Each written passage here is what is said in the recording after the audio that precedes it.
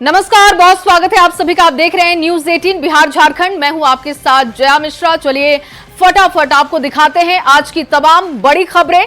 नेता प्रतिपक्ष तेजस्वी यादव की खबर से शुरुआत करेंगे और देखिए एक बड़ा आरोप उन्होंने लगाया है। नेता प्रतिपक्ष तेजस्वी यादव ने नीतीश सरकार पर भ्रष्टाचार के गंभीर आरोप लगाए हैं और आज पटना में उन्होंने कहा कि सरकार नीचे से ऊपर तक भ्रष्टाचार में डूबी हुई है। हर विभाग और हर दफ्तर में भ्रष्टाचार है। उनका बयान आपको सुनवाते हैं।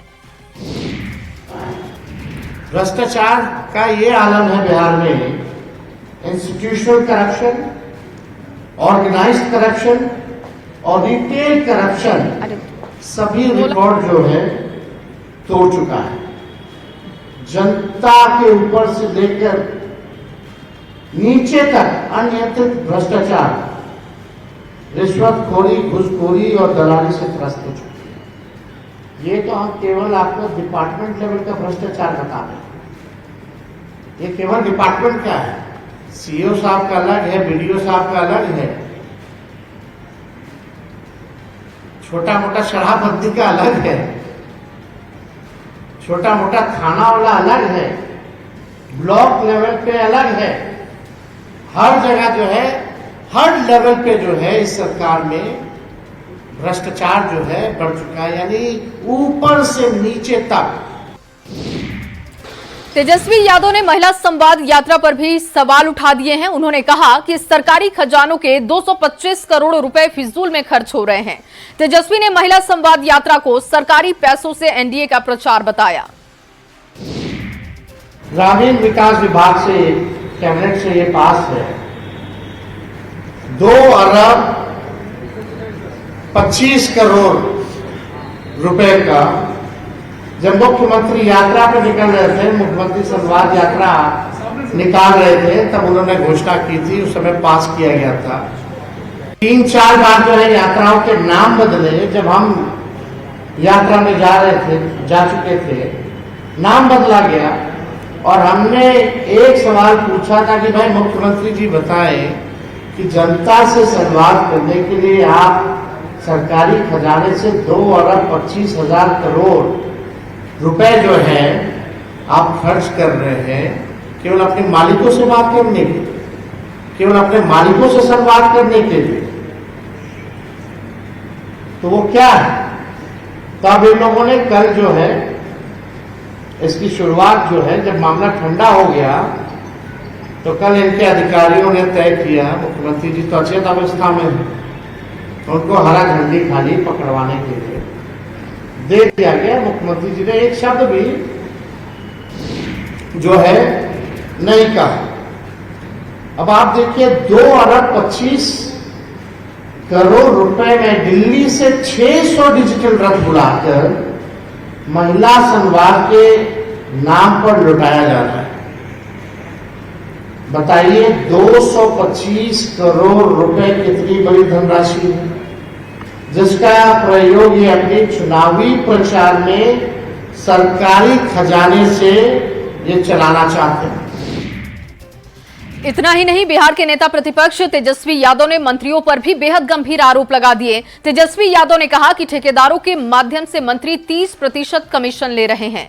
सरकारी योजना में भ्रष्टाचार करके बाहर के ठेकेदारों को टेंडर दिया जा रहा है और कमीशन के माध्यम से बिहार के मंत्री चुनाव का खर्चा निकाल रहे हैं। ठेकेदार के माध्यम से जो मंत्री लेवल के जो लोग हैं, लगभग आप जान रहे हैं, पूरा बिहार जानता है कि निर्माण कार्यों में एक फिक्स अमाउंट तय है कि 30% जो है मंत्री साहब को पहुंचाना है कमीशन के तौर पर। ये भ्रष्ट सरकार निर्माण संबंधित योजनाओं में तत्काल टेंडर निकाल और तत्काल कमीशन प्राप्त कर चुनावी खर्चा निकालने का इन लोगों का तरकीब है। वहीं तेजस्वी यादव ने आरोप लगाया है कि बिहार में ठेकेदारों के माध्यम से मंत्री कमीशन खोरी कर रहे हैं और इसको लेकर जेडीयू सांसद और पार्टी के राष्ट्रीय कार्यकारी अध्यक्ष संजय झा ने जोरदार पलटवार किया और पूछा कि तेजस्वी यादव पहले अपने ऊपर लगे भ्रष्टाचार के आरोपों का जवाब दें, उन्हें बार बार कोर्ट के चक्कर क्यों लगाने पड़ते हैं। कहा है कि 30% कमीशन जो है सरकार का फिक्स है, चुनावी फंड आप लोग इकट्ठा कर रहे हैं बाहर। इस सब पर कोई टिप्पणी करने की जरूरत नहीं है, क्योंकि उनसे कभी आपने पूछा है कि आप पर जो नौकरी के बदले जमीन लेने का आरोप है या आप करोड़पति हो गए बिना कुछ काम किए हुए बड़ा बड़ा घर में, और वोट आपको, तो वोट में मैटर है ना, वोट आपको बुला रहा है, इस पर उन्होंने कभी कोई बयान दिया है। और महागठबंधन में सीटों के बंटवारे के सवाल पर आरजेडी ने कहा कि गठबंधन पूरी तरीके से एकजुट है, सभी 243 सीटों पर हम लोग मजबूती के साथ चुनाव लड़ेंगे और चुनाव जीतेंगे भी। वहीं एनडीए में सीटों के तालमेल पर आरजेडी प्रवक्ता ने कहा कि एनडीए में सीटों के बंटवारे के वक्त भगदड़ तय है। ये महागठबंधन, इंडिया गठबंधन पूरी तरह से इंटैक्ट है और 243 सीटों पर चुनाव लड़ेगी और महाविजय करेगी। लेकिन एनडीए वाले अपनी डूबती नैया को बचा लें, यही बहुत है। एनडीए में जो लोग शामिल हैं पहले बताएं, बीजेपी बताए कि कितना सीट मिलेगा श्री चिराग पासवान जी को, आदरणीय जीतन बाबू मांझी जी को, श्री उपेंद्र कुशवाहा जी को। हिम्मत है, अभी सीट का बंटवारा एनडीए में होगा तो भगदड़ मचेगा। वहीं बिहार में जैसे जैसे विधानसभा का चुनाव नजदीक आ रहा है, गठबंधन दलों में सीटों के फॉर्मूले पर चर्चा भी तेज हो गई है और ऐसे में सीटों के तालमेल पर सियासी दलों के नेता एक दूसरे पर आरोप प्रत्यारोप भी लगा रहे हैं। अपने घर में ऑल इज वेल का दावा भी हो रहा है और विरोधी गठबंधन में सिर्फ टोवल का आरोप लगा रहे हैं। इंडी अलायंस के घटक दल हाइना के झुंड है जो आपसी वर्चस्व की लड़ाई में ही एक दूसरे को सह और मात के खेल में लगे हैं। सीटों को बंटवारा को लेकर इनमें भारी से फुटबॉल होने वाला है। एक तरफ कांग्रेस जहां 70 से अधिक सीटों का डिमांड कर रही है, मुकेश सहनी की पार्टी 60 सीटों का कम से कम डिमांड कर रही है। इसके अलावा उनके साथ और भी दल हैं। सीटों के बंटवारे को लेकर इनमें भगदड़ मचने वाली है और ऐसे भी इंडिया अलायंस के घटक दल के कई एक नेता लगातार हम लोगों के संपर्क में हैं। उपेंद्र कुशवाहा जी का क्या होगा? मांझी जी तो चिल्ला चिल्ला के बोल रहे हैं। जो चिराग पासवान है उनका तो आप डिमांड समझ ही नहीं क्या है। वो तो ऐसे लगे हुए हैं कि जैसे लगता सारी सीट उन्हीं को चाहिए।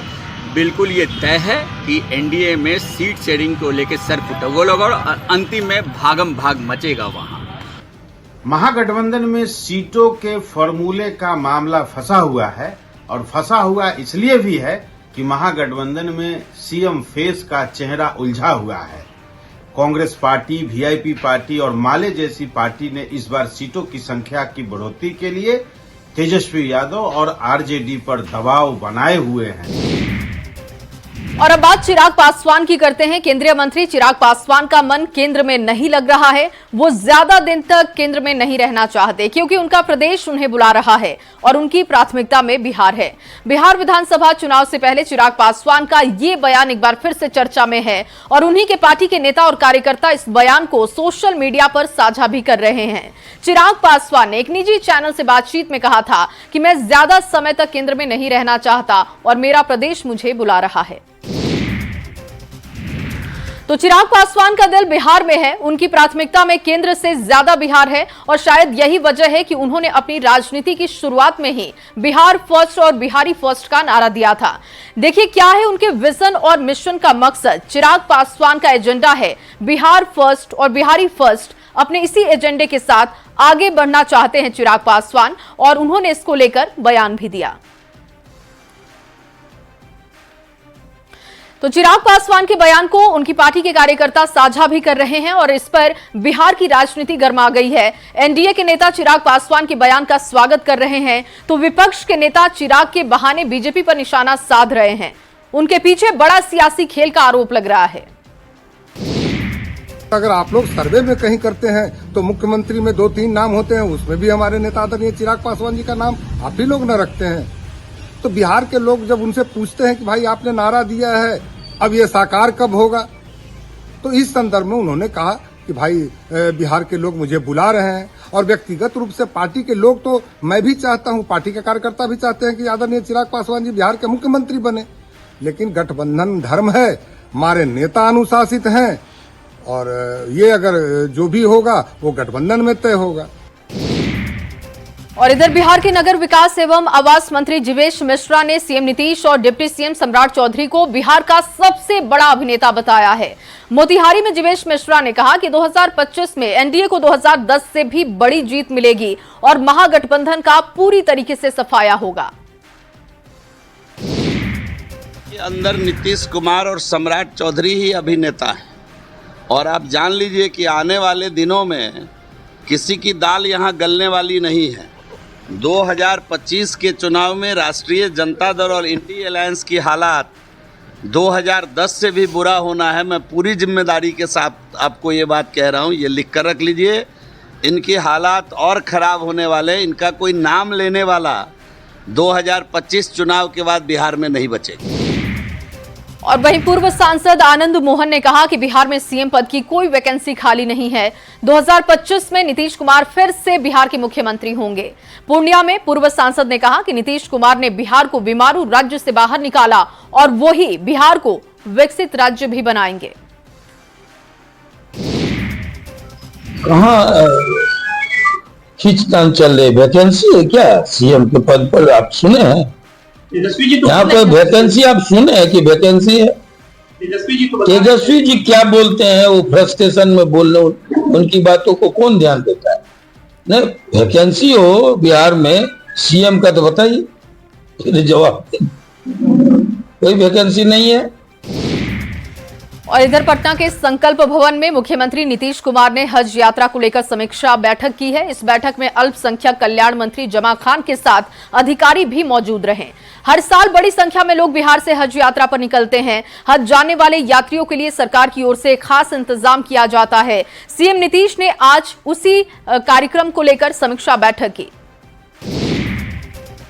और पश्चिम बंगाल की बात करते हैं। देखिए, पश्चिम बंगाल के मुर्शिदाबाद में हिंसा के खिलाफ कटिहार में विश्व हिंदू परिषद और बजरंग दल के कार्यकर्ताओं ने प्रदर्शन किया। इसके अलावा शहीद चौक पर पश्चिम बंगाल की मुख्यमंत्री ममता बनर्जी का पुतला जलाया गया। प्रदर्शन कर रहे लोगों ने डीएम को राष्ट्रपति के नाम ज्ञापन सौंपा। साथ ही हिंदुओं के खिलाफ अत्याचार करने वालों पर कार्रवाई की मांग की गई।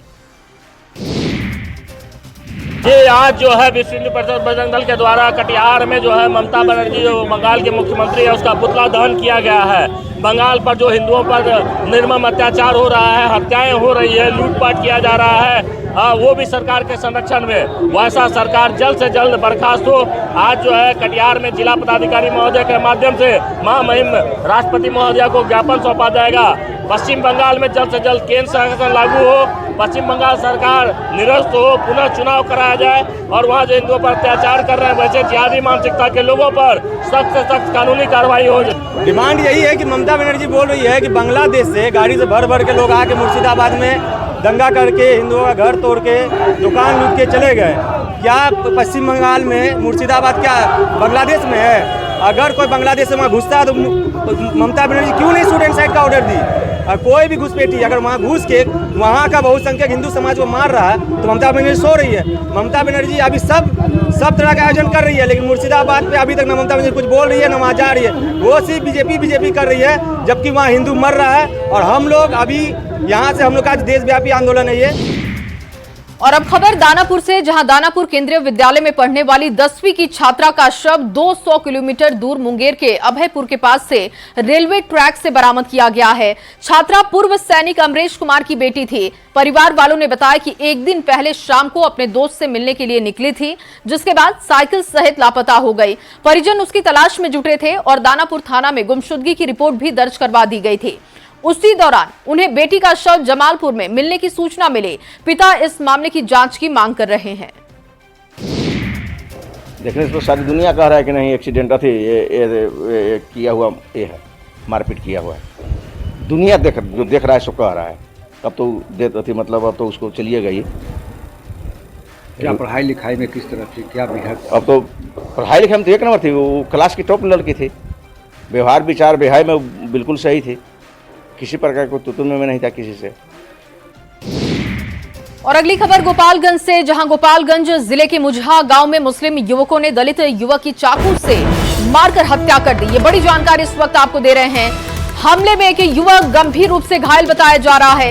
इस घटना के विरोध में लोगों ने आरोपी मुस्लिम युवक के हर हमले की कोशिश की बात कही और देखिए, लोग लाठी डंडे के साथ आरोपियों के घर पहुंच गए, उसे मारने की कोशिश हुई, लेकिन तब तक पुलिस भी मौके पर पहुंच गई। नाराज लोगों की पुलिस के साथ नोकझोंक हो गई। हालांकि नाराज लोगों को समझा बुझाकर शांत भी करा लिया गया। फिलहाल इलाके में तनाव की स्थिति है।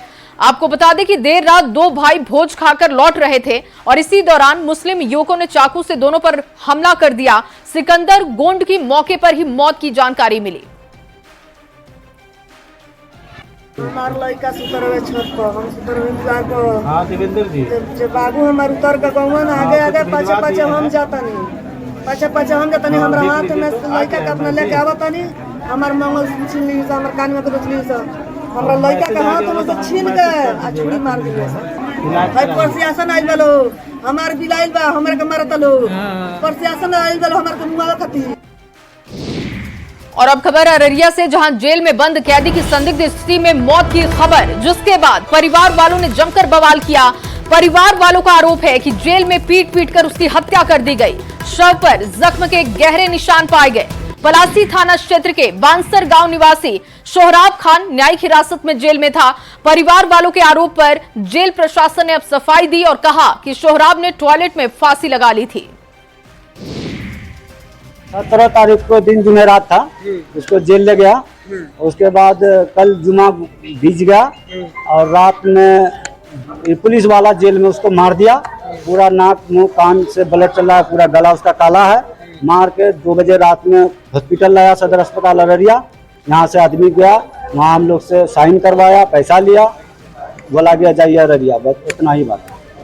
क्या लगता है कि जेल में मारा, पुलिस वाला मारा। जब हम लोग हॉस्पिटल पहुंचते हैं तो यहाँ देखते हैं कि यहाँ जो लोग थे, यहाँ बोले कि 2 बजे रात ही लाया गया इसको, और 2 बजे रात से मरा हुआ है। उसका शर्ट पूरा खून से भीगा हुआ था और उसका अभी जब हम लोग देख रहे हैं तो शर्ट भी नहीं है, गंजी बंदी में पूरा खून लगा हुआ है।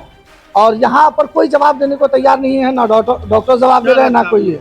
एकदम उसका हत्या किया गया है। जेल में जेलर द्वारा किया जाए या जेल के कैदियों द्वारा किया जाए या कर्मियों द्वारा किया जाए, उस पर जानलेवा हमला है। कई जगह दाग है उनका मार का।